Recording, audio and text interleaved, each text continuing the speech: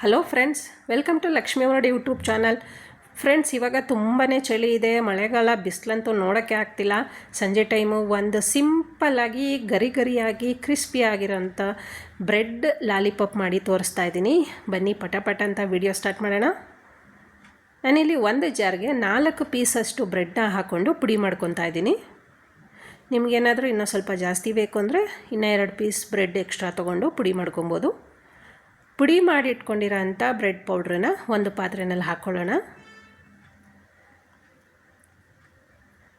ಅದಾದಮೇಲೆ 1 ಬೌಲಷ್ಟು ಅಕ್ಕಿ ಹಿಟ್ಟು ನಾನು ತೋರಿಸ್ತಿದ್ದೀನಲ್ಲ ಆ ಬೌಲ್ನಲ್ಲಿ, ಅದಕ್ಕಿಂತ ಸ್ವಲ್ಪ ಚಿಕ್ಕ ಬೌಲ್ನಲ್ಲಿ 1 ಬೌಲಷ್ಟು ಕಡಲೆ ಹಿಟ್ಟು, 3 ಈರುಳ್ಳಿ ಚಿಕ್ಕದಾಗಿ ಕಟ್ ಮಾಡ್ಕೊಂಡಿರೋ ಅಂಥದ್ದು, 1 ಬೆಳ್ಳುಳ್ಳಿ ಜಜ್ಜಿ ಇಟ್ಕೊಂಡಿರೋ ಅಂಥದ್ದು, ಕೊತ್ತಂಬರಿ, ಕರಿಬೇವು,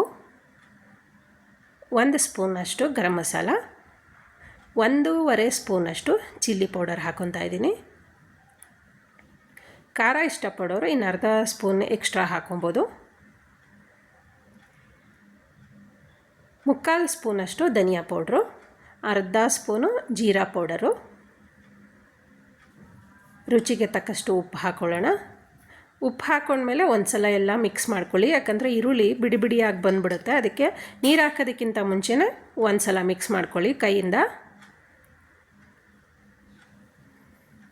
ಎಷ್ಟು ಬೇಗ ಆಗುತ್ತೆ ಅಂದರೆ ನಿಮ್ಗೆ ದಿಢೀರಂತ ಮಾಡ್ಕೊಂಬಿಡುವುದು, ಹೆಚ್ಚಿಗೆ ಸಾಮಾನೇನು ಬೇಕಾಗೋದೇ ಇಲ್ಲ.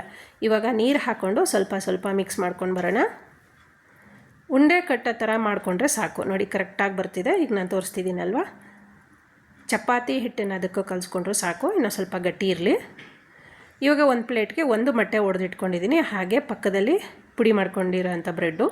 ಈಗ ಒಂದೊಂದೇ ಉಂಡೆಗಳನ್ನ ತೊಗೊಂಡು ಫಸ್ಟು ಮೊಟ್ಟೆನಲ್ಲಿ ಅದ್ದಿ ಬ್ರೆಡ್ನಲ್ಲಿ ಆಮೇಲೆ ಅದ್ಕೊಂಡು ಒಂದು ಪ್ಲೇಟ್ಗೆ ಇಟ್ಕೊತೀನಿ ನಾನು. ಯಾಕಂದರೆ ಒಂದು 7-8 ಉಂಡೆನ ಈ ಥರ ಮೊಟ್ಟೆ ಮತ್ತು ಬ್ರೆಡ್ನಲ್ಲಿ ಅದ್ದು ಇಟ್ಕೊಂಡ್ಬಿಟ್ರೆ ನಾವು ಎಣ್ಣೆನೆಲ್ಲ ಹಾಕೋದಕ್ಕೆ ಈಸಿ ಆಗುತ್ತೆ. ನೋಡಿ ಎಷ್ಟು ನೀಟಾಗಿ ನಾವು ಈ ಥರ ಅದ್ದುವಾಗಲೇ ಅದು ಶೇಪ್ ಲಾಲಿಪಾಪ್ ಶೇಪ್ ಬಂದ್ಬಿಡುತ್ತೆ. ಎಷ್ಟು ಈಸಿ ಅಂದರೆ ನೀವು ಒಂದು ಸಲ ಟ್ರೈ ಮಾಡಿ. ಹಾಗೆ ರೆಸಿಪಿ ಹೇಗೆ ಬಂತು ಅಂತ ಕಮೆಂಟ್ಸಲ್ಲಿ ಹಾಕೋದು ಮರಿಬೇಡಿ. ಎಣ್ಣೆ ಬಿಸಿಯಾಗಿದೆ, ಇವಾಗ ಒಂದೊಂದನ್ನೇ ಹಾಕ್ಕೊತಾ ಬರೋಣ. ಈ ಥರ ಎಣ್ಣೆಯಲ್ಲಿ ಹಾಕ್ಕೊಂಡ್ಮೇಲೆ ಉಲ್ಟಾ ಮಾಡಿ ಬೇಯಿಸ್ಕೊತಾ ಬರಬೇಕು.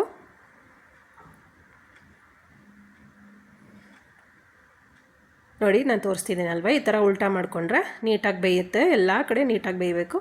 ವಾವ್, ಕಲರ್ ಅಂತೂ ಸೂಪರಾಗಿ ಬರ್ತಾಯಿದೆ. ನೋಡಿ ಫ್ರೆಂಡ್ಸ್, ಬ್ರೆಡ್ ಲಾಲಿಪಾಪ್ ಅಂತೂ ರೆಡಿ ಆಯಿತು. ಸರ್ವಿಂಗ್ ಪ್ಲೇಟ್ಗೆ ಹಾಕ್ಕೊಳ್ಳೋಣ. ಫ್ರೆಂಡ್ಸ್, ಬ್ರೆಡ್ ಲಾಲಿಪಾಪ್ ವಿಡಿಯೋ ಹೇಗೆ ಬಂತು ಅಂತ ದಯವಿಟ್ಟು ನೋಡಿದ ಮೇಲೆ ಕಮೆಂಟ್ಸಲ್ಲಿ ಹಾಕಿ. ಹಾಗೆ ವಿಡಿಯೋ ನಿಮ್ಗೆ ಇಷ್ಟ ಆಗಿದರೆ ಲೈಕ್ ಮಾಡಿ, ಶೇರ್ ಮಾಡಿ, ಸಬ್ಸ್ಕ್ರೈಬ್ ಮಾಡಿ.